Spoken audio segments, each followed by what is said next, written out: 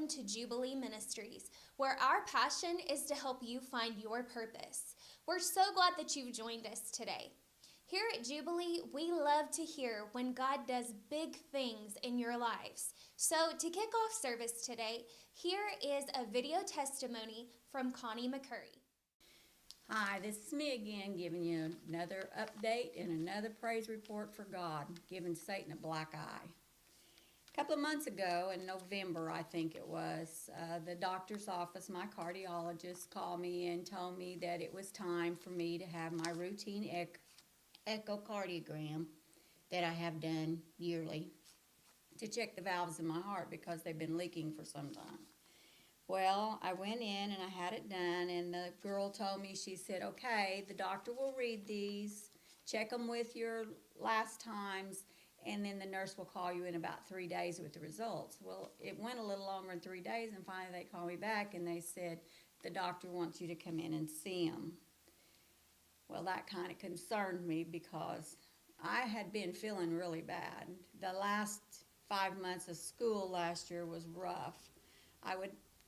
People would catch me in the hallway. I would be leaning against the wall or a piece of machinery or a piece of office furniture or something, trying to catch my breath, and let my heart slow down because I was having chest pain. So it got to the point to where I decided I better retire. And, after I retired and slowed down at home, it got a little better. But then all of a sudden, I started having these almost fainting spells. I would nearly black out if I didn't catch myself on a cabinet or the washing machine or a couch or sit down on this couch or whatever. I would have been in the floor. I would have blacked out. And so I didn't know what that was, and the shortness of breath was getting worse again, and I was having some chest pains. Well, when I went in to see the doctor, he was asking me how I had been feeling, and when I was telling him all this, he said, yeah, that's what I thought. He said, you need to have surgery, and you need to have it really, really, like right now. And I said, what's wrong? And he said, well, I've never seen anybody's heart valve change as fast as yours has. And my aortic valve was nearly completely plugged up. The blood would try to go through it, and it would spurt back because there was no place for it to go through. It was so plugged up.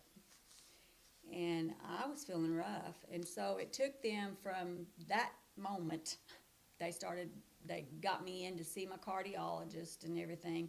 And there's a team of 4 guys in my cardiologist group that I had to see every one of them, and they had to concur on what to do and how to do it. And they did not want to go through my chest if they did not have to. There's a new procedure through the groin now that they can do that's so much less invasive. So they put me through all these gamut of tests, and I kept telling them, you guys got to hurry because I can't afford this insurance anymore. And so December 22nd, they got an appointment for me to have surgery December 22nd. And that morning, as Shannon was taking me to different tests, I was getting weaker and weaker. And I know I was pale. I know I looked like a sheet. And I felt bad. I really had begun to wonder if my time was not up. And then they decided they could do it the 22nd. Everything looked like it was a go. They could go through my groin because they had to check all the arteries and everything to make sure they were big enough to carry the valve up to my heart and get it in there. And so they did. They got in there and they did that, and immediately I felt results.